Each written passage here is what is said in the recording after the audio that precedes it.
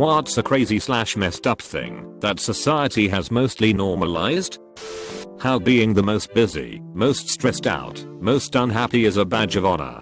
Conversation example. Person 1, man, I've been so busy lately. Person 2, oh no, you don't even want to know how busy I've been. I've been sleeping 3 hours a night to reach this deadline. Person 1, oh yay, I've been murdering small children to meet my deadline. Person 2, you have no fucking idea what busy is. I've been stabbing the elderly and stealing their retirement money to reach my deadline. Person 1, son of a bee, you have no clue what busy is and here's why. We get it. You're busy. Tell me about something you actually like. Corporate loyalty.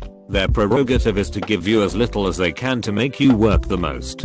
How people feel guilty about abandoning their jobs for other ones that pay more is beyond me.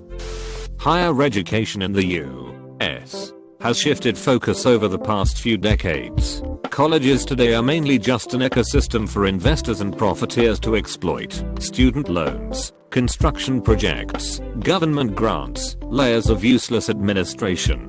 The actual faculty are being replaced with underpaid associate and adjunct professors, and even with clueless grad students. Top faculty are encouraged to spend their time on money-making research, not teaching.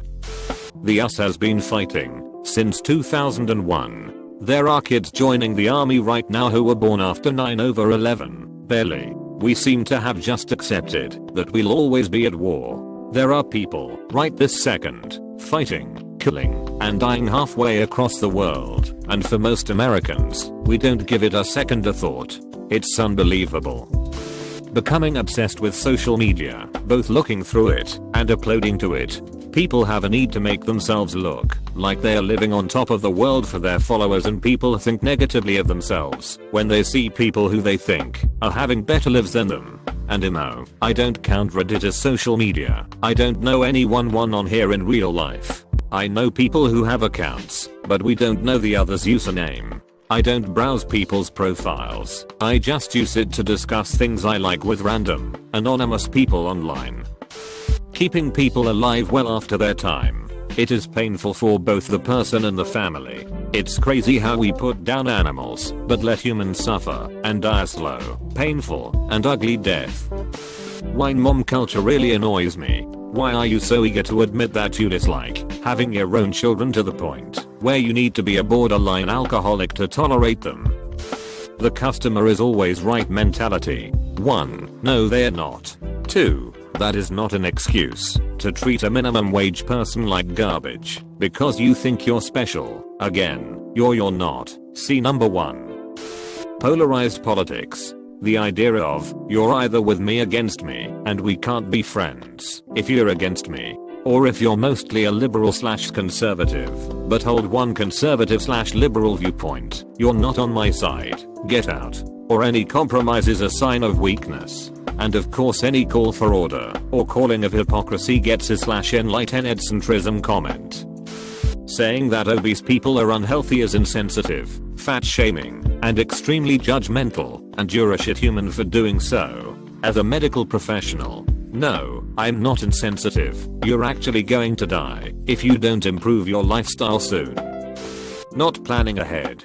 With smartphones, people just think we can always text or look things up last minute, but you are fucked if you end up losing your phone or having no signal or your battery dies. You need to still have things planned out ahead of time. Homelessness is just accepted. I spent years homeless and no one gives a fuck. If someone tries to open a homeless shelter, you get a bunch of NIMBY types who show up and start screaming. Want to start a company with outreach to help homeless people get off the street? No one will donate. Want to try and get more public housing? People whine about how their roads have potholes, but they are taking care of homeless people who are fucking human. Most of us have been forced into the position. It's not a choice and it's not something any of us want. We try to get out, but it's insanely difficult, and after a certain point, you can easily just give up. No one cares about you. You feel unsafe everywhere you go. Feel like a burden, because everyone gives you dirty looks. Feel like you're forever stuck on the street, because the programs that exist aren't even remotely capable of actually helping, mainly because they don't have the resources. Then to top it off, people say just get a job. How? Where am I gonna shower? Transportation? What about simple things like printing off a resume? Libraries charge you for that. No computer or phone, so you're going to have a hell of a time finding anything when you only get to use the library computer for an hour a day. The fact that people just accept it when so much could be done boggles my mind. You don't have to go give a hug to a dude who hasn't showered in weeks, but you should have the common decency to at least acknowledge our existence instead of avoiding eye contact constantly. I got out of homelessness through luck and almost ended up homeless a couple weeks ago. I'm disabled and have a hard time doing anything. Fuck's sake, I can't afford my medication for the next 2 weeks. I'm in agony, having panic attacks and suffering through severe depression. It's still better than being homeless and having people mutter under their breath, or, to your face, wish you were dead. Repeating what everyone else is saying, but working for money. Think about it. Go back in time and work was about survival. We needed food, shelter, safety, community, and that's all the work that there was. Then over time we found more efficient ways to do that, to the point that there's not actually enough work to go round. But this meant we were able to expand, creating the concept of trade and commerce, which needed some way of managing, hence money. But then money meant more access to needs of survival, meaning more power.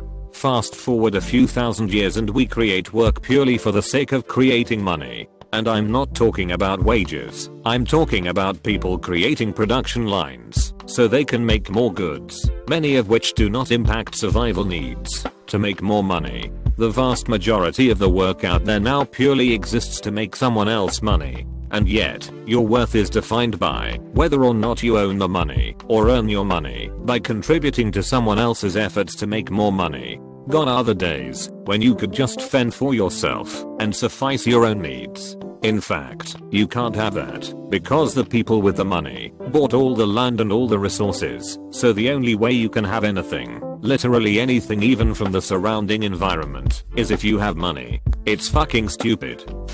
Casually saying you have a mental disorder or some mental illness because you diagnosed yourself while listening to Bart Simpson Vaporwave edits. You don't have an antisocial disorder that cripples you from having normal human interaction. You just don't put in any effort to meet people.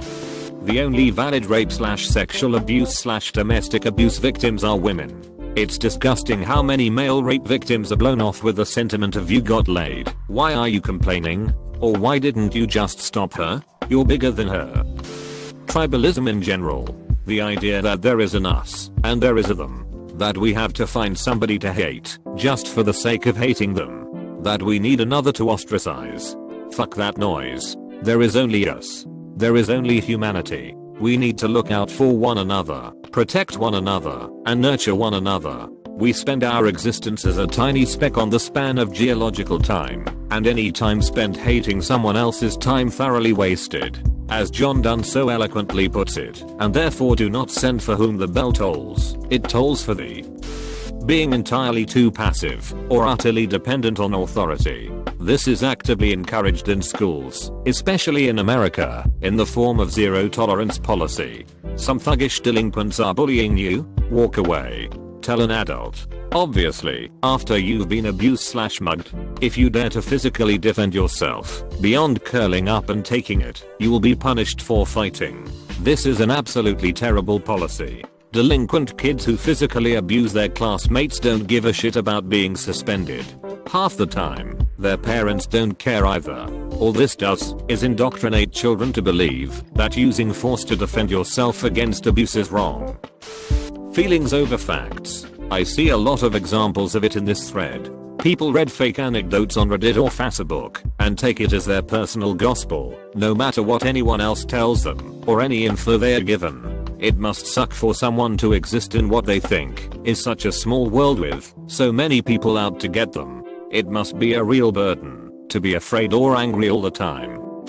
Cancel culture. It's the 21st century version of a vigilance committee with all the same drawbacks, just instead of a noose at the end it's being bullied into suicide. I face this as a victim of sexual assault. My attacker was able to gather the support of her fellow students, and they stalk and harass me to this day. Most of my social support have ghosted me, and my life is in shambles, and none of these people acted on credible evidence, because I have gigs upon gigs of recorded meetings, emails, messages, and other conversations, enough to launch 2, possibly 3 federal investigations now, and there's a lot of people who think this is okay, and when confronted with anything contrary to their vitriol they will often respond by saying that they refuse to look at it and say it's wrong for me to use it to defend myself or have evidence at all. It's like we learned nothing as a society about why we have juries that weigh evidence by third parties without vested interests in the outcome.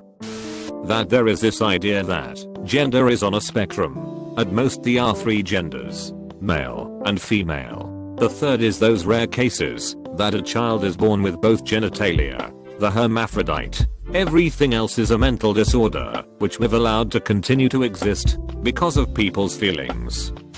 Skinny shaming. When a fat person is shamed, everyone protects them. When a skinny person is shamed, everyone remembers short-lived skinny girl trend from 20 years and says that you can't get body shamed. Well, joke's on you.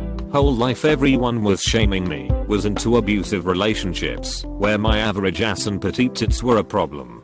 I still have a lot of issues from it all, as you can see, especially the fear on not being able to find a person because I have nothing to offer physically. Anyways, just look at yourself. Stop shaming others for their body. You suck if you do. Humans are supposed to be of all shapes, not just what you'd like to shag. Circumcision. It's male genital mutilation, but due to many factors and so much normalization, at least in the US, no one cares.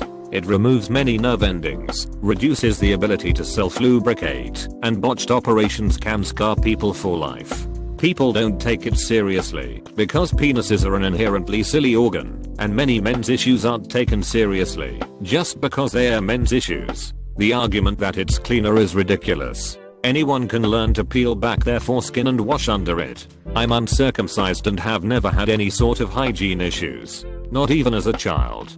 The only time it's appropriate to decide to get your child cut is if it's medically necessary. If as an adult, or even a teen I'd argue, you want it done, go for it, but there's no reason to subject huge swaths of the male population to it, just because some people might end up preferring it. Almost any argument in favor of circumcision can be revealed as discrimination by comparing it to female genital mutilation. If you don't care about the pleasure sensors being removed, why would you be against cutting the clit? If you argue in favor of cleanliness, do you also support cutting the labia? Debt/credit. It seriously blows my mind how common this is. I don't have the money, but I want now, so I'll just take out a loan/put it on my credit card. For major purchases like a house I understand, but it's normal to accrue debt for regular small, daily purchases. I've known people to purchase Christmas gifts via a payment plan. Seriously, WTF, if you don't have the money you can't afford it. End of story.